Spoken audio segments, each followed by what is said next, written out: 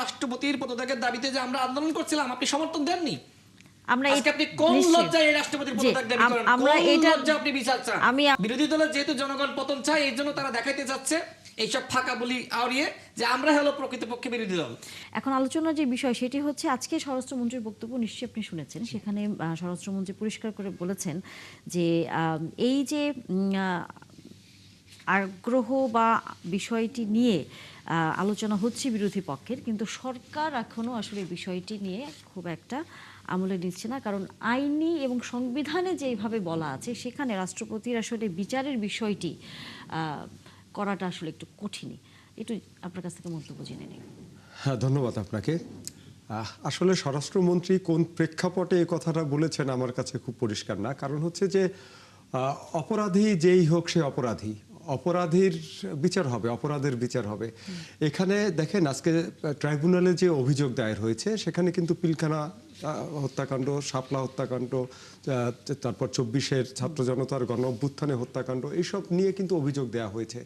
অভিযোগ যখন এসেছে তখন কিন্তু রাষ্ট্র বা যে বিচার ব্যবস্থা তারা কিন্তু এটা আমলে নিতে বাধ্য, এবং বিচারে যদি স্বচ্ছ এবং নিরপেক্ষ বিচারে যদি কেউ দোষী সাব্যস্ত হয় তাহলে তার বিচার হবে, এটাই স্বাভাবিক।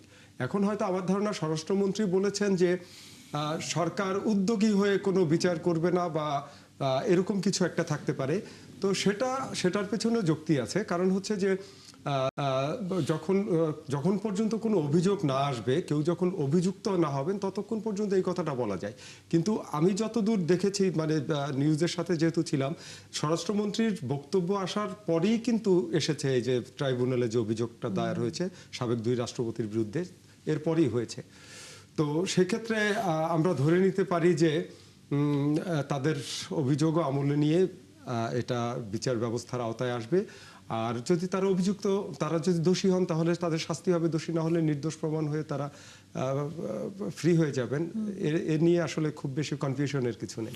আচ্ছা, এই নিয়ে আসলে আর যেহেতু অভিযোগগুলো হচ্ছে শাপলা হত্যাকাণ্ড, বিডিআর বিদ্রোহ, বিডিআর হত্যাকাণ্ড এবং 24-এর ছাত্র জনতার গণ অভ্যুত্থানের যে হত্যাকাণ্ড, সেগুলো নিয়ে এই বিচারগুলো কিন্তু চলমান, এবং এই অভিযোগে কিন্তু অনেকেই অভিযুক্ত, তারা অনেকে শাস্তি বা স্বরাষ্ট্রমন্ত্রী শেখ হাসিনা সহ কিন্তু অনেকের মৃত্যুদণ্ড, মানে তাদের মৃত্যুদণ্ড হয়েছে, অনেকের যাবজ্জীবন হয়েছে, অলরেডি সাজা হয়ে গেছে। সুতরাং এই মামলাগুলোতে যদি তাদের কারো কোনো সম্পৃক্ততা পাওয়া যায় তাহলে সেটা অবশ্যই বিচার হবে, এবং এটা জন আকাঙ্ক্ষা, এই বিচার করতে হবে। জি, কামরুল হাসান, যেটি আমরা আসলে দেখছিলাম, স্বরাষ্ট্রমন্ত্রী বলেছেন যে শাহাবুদ্দিনকে আইনের আওতায় আনার কারণ দেখছে না সরকার। এই পাশাপাশি আবার আমরা জানি যে সংবিধানের কারণে রাষ্ট্রপতি তার সময়কালীন যদি কোনো অপরাধ করে না থাকেন তাহলে তাকে আইনের আওতায় আনার তার সুযোগটা আসলে নেই। কিন্তু রাষ্ট্রপতি হবার আগে এবং রাষ্ট্রপতি থেকে এখন তিনি পদত্যাগ করেছেন, এখন আসলে যদি তার কোনো অপরাধ সেখানে পাওয়া যায় তখন বিচারের বিষয়টি আনা যাবে। একটু আমাদেরকে বলবেন যে তাহলে যেই অভিযোগটি আপনারা বারবার করছেন সবচেয়ে বেশি, যে জুলাই গণঅভ্যুত্থানের সময় রাষ্ট্রপতির যে ভূমিকা ছিল, তিনি গণহত্যা চলছে দেশে, তিনি কোনো ধরনের প্রতিকার করেননি, কোনো ধরনের ব্যবস্থাটি নিয়ে উদ্যোগ নেননি, তাকে তো কি সেই অভিযোগে অভিযুক্ত করার সুযোগটি আসলে থাকছে? ধন্যবাদ আপনাকে এবং আমার সহ আলোচক যারা আছেন তাদেরকে, এবং যারা হলো দেখবেন এবং দেখছেন সবাইকে ধন্যবাদ জানাচ্ছি। এখানে একটা জিনিস একটু ভুল ব্যাখ্যা হচ্ছে বলে আমি মনে করছি, সেটা হলো কনস্টিটিউশনের আর্টিকেল 51, যেখানে রাষ্ট্রপতিকে হলো দায় মুক্তি দেওয়া হয়েছে এই আর্টিকেলের মাধ্যমে। এখানে যেটা বলা হয়েছে সেটা হলো যে রাষ্ট্রপতি থাকাকালীন যদি তিনি কোনো ফৌজদারি অপরাধ করেন তাহলে সেই অপরাধে তাকে রাষ্ট্রপতি থাকাকালীন অবস্থায় তার বিরুদ্ধে কোনো মামলা চলতে পারবে না। ইভেন প্রিভিয়াস, অর্থাৎ আগের মামলা যেটা চলমান যদি থেকে থাকে এবং তিনি রাষ্ট্রপতি হওয়ার পরে সেই মামলাটাও স্থগিত হয়ে যাবে, এটা বলা হয়েছে। কিন্তু এটা বলা হয়নি যে তিনি রাষ্ট্রপতির দায়িত্ব থেকে পদত্যাগ কিংবা হলো দায়িত্ব থেকে হলো যদি পদচ্যুত হন কিংবা হলো মেয়াদ শেষ হয় তাহলে তিনি তার অপরাধ যদি করে থাকেন সেই অপরাধের শাস্তি দেওয়া যাবে না কিংবা বিচার করা যাবে না, এটা বলা হয়নি। স্বরাষ্ট্রমন্ত্রী এবং আইনমন্ত্রী যে ব্যাখ্যা দিয়েছেন এখানে একটা ভুল ব্যাখ্যা দিয়েছেন। তারা দুইজনেই সংবিধানকে মোটামুটি কোট করে বলেছেন যে সংবিধান অনুযায়ী তাদের বিচার করা যায় না।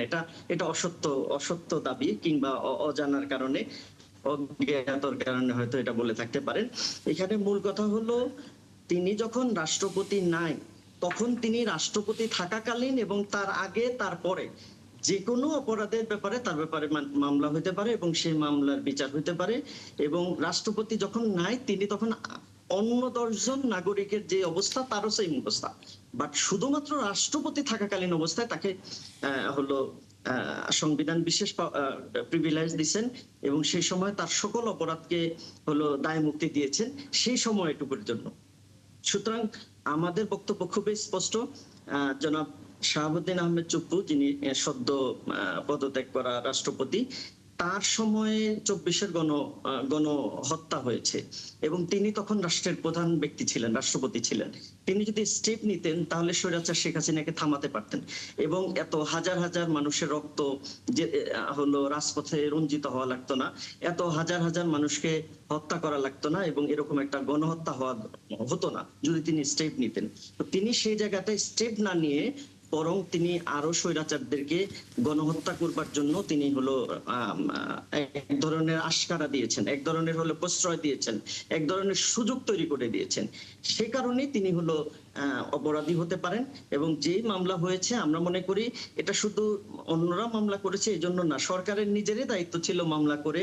কারণ আইনের দৃষ্টিতে যদি জাস্টিস সকলের জন্য কায়েম করা না যায় তাহলে একটা রাষ্ট্র ঠিক মতো চলতে পারে না। কিন্তু যখন অন্তর্বর্তীকালীন সরকারের সময় তখন আমরা রাষ্ট্রপতির পদত্যাগ এবং তাকে অপসারণ করার বিষয়ে আসলে তেমন জোরালো ভূমিকা কেন রাখেনি? এবং এমনকি যখন এই বর্তমান সরকার 6 মাস এখন অতিবাহিত হয়েছে, প্রথম দিকেও আপনারা কেন এই বিষয়টি নিয়ে কথা বলেননি?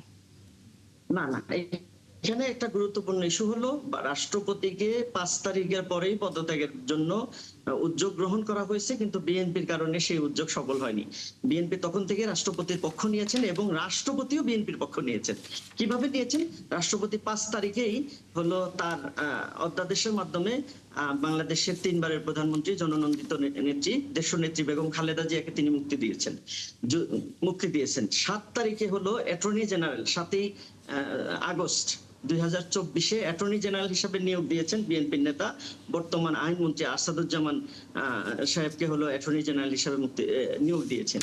এই যে নিয়োগগুলো দিয়েছেন কিংবা মুক্তি দিয়েছেন, এগুলো কোনোটাই যে মানে সবগুলোই কিন্তু বিএনপি এটা প্রিভিলেজ পাইছে। পাওয়ার ফলে বিএনপি এক ধরনের এই রাষ্ট্রপতির পক্ষে প্রথম দিন থেকেই তারা অবস্থান নিয়েছে এবং তারা বলেছে যে সাংবিধানিক একটা শূন্যতা তৈরি হবে রাষ্ট্রপতির বিরুদ্ধে যদি যায়। ইভেন গতকালকে না, আজকে স্বরাষ্ট্রমন্ত্রী তার বক্তব্যে এটাও বলেছেন যে এই সরকারকে রাষ্ট্রপতি সহযোগিতা করেছে এবং 18 মাস যে কেয়ারটেকার কি বলে তত্ত্বাবধায়ক সরকার ছিল সেখানেও কিন্তু সহযোগিতা করেছেন, এটা বলেছেন। এবং উনি এটা বলেছেন যে এই জন্য তাকে এক ধরনের ধন্যবাদও দেওয়া যেতে পারে। তার মানে বিএনপি এক ধরনের কৃতজ্ঞ ছিলেন এই শাহাবুদ্দিন আহমেদ চুপ্পুর প্রতি, যার কারণে তাকে হলো অপসারণ করা যায়নি। আমরা এই প্রশ্নের উত্তরটি নিতে চাই। আপনি আসেন আমাদের সাথে, রাশেদ খান। আপনারা সুবিধা নিয়েছেন প্রায়ত এই যে সদ্য যিনি হলেন শাহাবুদ্দিন চুপ্পু। আচ্ছা, সবাইকে সালাম এবং শুভেচ্ছা। আমাদের জামাত ইসলামের নেতা তার বক্তব্য শুনছিলাম, আমাদের সাংবাদিক ভাই তিনিও চমৎকার বলেছেন। দেখেন, বিএনপির কথার কারণে যদি রাষ্ট্রপতির পতন বা পদত্যাগ না হয় তাহলে বিএনপি শক্তিশালী আর আপনারা দুর্বল। এদেশের জনগণ একটি শক্তিশালী সরকারকে দেখতে চায়। আপনাদের মতন দুর্বল চিত্তের সরকার এদেশের জনগণ দেখতে চায় না এবং সেটাই হয়েছে। এদেশের জনগণ বিএনপিকে ভোট দিয়েছে। আপনার কথা যদি আমি ধরে নিই সত্য, তবে আপনার কথা সত্য না। শোনেন, আপনারাই শপথ নিয়েছিলেন এই মানে সদ্য বিদায়ী রাষ্ট্রপতির হাতে। আপনাদের জোটে এখন যারা আছে এনসিপি, এই এনসিপির আহ্বায়ক সে কিন্তু এই রাষ্ট্রপতির হাতে শপথ নিয়েছিল আপা, ঠিক কিনা? এবং যে সংবিধানকে জাতীয় সংসদে আপনি প্রায় ছুঁড়ে ফেলতে চান, এই সংবিধান মেনেই আপনি শপথ নিয়েছিলেন। এখন এরপরে আপনি 8 মাস পরে 10 মাস পরে বলছেন যে আমি তো ভুলে গিয়েছিলাম এই রাষ্ট্রপতি তো শেখ হাসিনার নিয়োজিত রাষ্ট্রপতি। আর আপনি যে ভুলে গেলেন এই দোষটা কার? আমার না আপনার? এরপর আপনি হঠাৎ আপনার মনে পড়লো আরে সংবিধান তো 72-এর, আমি তো ভুলে গিয়েছিলাম, আপনি সরি বলতেছেন। আচ্ছা, এটা কি হয়? আপনি সংবিধানকে নতুনভাবে স্বীকৃতি দিলেন, রাষ্ট্রপতিকে শপথ নেওয়ার মধ্য দিয়ে আপনি নতুনভাবে স্বীকৃতি দিলেন, তাহলে দোষটা কার? দোষটা এনসিপির, জামাতের এবং অন্তর্বর্তীকালীন সরকারের। আচ্ছা, আমি কেন বলছি যে দোষ জামাতের? কারণ অন্তর্বর্তীকালীন সরকার ছিল আসলে জামাতের সরকার, এবং জামাত এবং এনসিপিকে ক্ষমতায় আনার জন্য ডক্টর মোহাম্মদ ইউনূস এমন কোনো চেষ্টা নাই যে করে নাই। এনসিপি নিবন্ধন ছিল না, তারপরেও জাতিসংঘে নিয়ে গেছে বাংলাদেশের 3 নম্বর দল হিসেবে। দেখেন, আচ্ছা, আমার প্রশ্ন হলো যে আপনারা সেই সময় কেন গণ অভ্যুত্থানের হুমকি দিলেন না? এখন তো বলছেন যে নাহিদ ইসলাম, ডাক্তার শফিকুর রহমান, মামুনুল হক তারা যদি একতাবদ্ধ হয় সেক্ষেত্রে এই সরকার 1 সপ্তাহ টিকতে পারবে না। কে বলছেন? কর্নেল অলি আহমেদ। তো আপনারা 1 সপ্তাহের মধ্যে বিএনপি সরকারের পতন ঘটিয়ে আপনারা নতুন রাষ্ট্রপতি নির্বাচন করেন। নিষেধ করেছে কে? কেউ নিষেধ করেছে? এত হ্যাডাম আছে, এত জোরালো গলায় কথা বলছেন, এত হুমকি দিচ্ছেন, ফেলিয়ে দেন। আগামীকালই আপনি 1 দফার ঘোষণা দেন, বিএনপির পতনের আন্দোলন শুরু করেন। শোনেন, সক্ষমতা যতটুকু ততটুকু বলতে হয়। আপনার সক্ষমতা 1%, আপনি নিজেকে 100% দেখাবেন। আপনার সরকার গঠনের যোগ্যতা নয়, আপনি ফেসবুকে এমনভাবে হাইপ সৃষ্টি করবেন, এমনভাবে জরিপ সৃষ্টি করবেন, মনে হচ্ছে যে আগামীতে আপনি ক্ষমতায় আসতেছেন। আপনি নির্বাচনের ফলাফল প্রকাশের আগে আপনি ফেসবুকে সরকার গঠন করলেন। আপনার কে হবে স্বরাষ্ট্রমন্ত্রী, কে হবে প্রধানমন্ত্রী, কে হবে হ্যানমন্ত্রী, ত্যানমন্ত্রী, সব মন্ত্রী গঠন করলেন। এইভাবে আসলে ফাঁকা আওয়াজের রাজনীতি করতে নেই। রাষ্ট্রপতিকে তখন যে আপনি ফেলাইতে পারেননি, এটা আপনার ব্যর্থতা। প্রবলেমটা কি ছিল? যদি বিএনপি আপনার দাবির সাথে সায় মেলাতো, প্রবলেমটা ছিল যেহেতু ডক্টর মোহাম্মদ ইউনূস চাচ্ছিল জামাত এবং এনসিপি ক্ষমতায় আসুক এবং উপদেষ্টাদের মধ্যে একটি ষড়যন্ত্রকারী গ্রুপ ছিল, সেক্ষেত্রে কোনো রকম যদি সায় দিত, আপনারা জামাতের একজন ব্যক্তিকে আপনারা রাষ্ট্রপতি হিসেবে নিয়োজিত করতেন, এরকম একটি সন্দেহ ছিল। আর আপনারা বলছিলেন যে আপনাদেরকে বলা হচ্ছিল যে যতদিন হাসিনার মেয়াদ আছে ডিপ স্টেট, কোন স্টেট তারা কারা আমি জানি না, বললো ডিপ স্টেট। তারা নাকি বলেছিল যে আপনারা মানে যতদিন হাসিনার মেয়াদ আছে আপনারা ক্ষমতায় থাকেন। আসিফ মাহমুদ বলল তার মানে কি? নির্বাচন নিয়ে চক্রান্ত ছিল। আচ্ছা, একদিকে নির্বাচন নিয়ে ডক্টর মোহাম্মদ ইউনূসের চক্রান্ত, তার উপদেষ্টাদের চক্রান্ত, অন্যদিকে একজন জামাতি উপদেষ্টা নিয়োগ পেয়ে গেল। আজকে যে আমরা নির্বাচিত সরকার পেয়েছি, এটা কি সম্ভবপর হয়তো? হয়তো না। বিএনপি এই চক্রান্তগুলো বুঝেছিল এবং আপনারা যেহেতু বৈধতা দিলেন, তাই না? যদি ওই রাষ্ট্রপতিকে সরিয়ে দেওয়া হতো তাহলে তো আরেকটি সংকট সৃষ্টি হতে পারত। আচ্ছা, আজকে যারা এই রাষ্ট্রপতির বিচার চাই তারা ওই সময় কি করেছিল দেখেন। নাসিরউদ্দিন পাটোয়ারি এনসিপির একজন বিপ্লবী নেতা, তাই না? সে আমাকে ফোন করেছিল যাতে করে ছাত্র অধিকার পরিষদ, যুব অধিকার পরিষদ, গণ অধিকার পরিষদ, ওই সময় তো আমি গণ অধিকার পরিষদের সাধারণ সম্পাদক, সে আমাকে মধ্যরাতে ফোন করে বলেছিল যে ভাই আপনাদের ছেলেপেলে তারা রাষ্ট্রপতির পদত্যাগের দাবিতে আন্দোলন করছে, প্লিজ একটু থামান।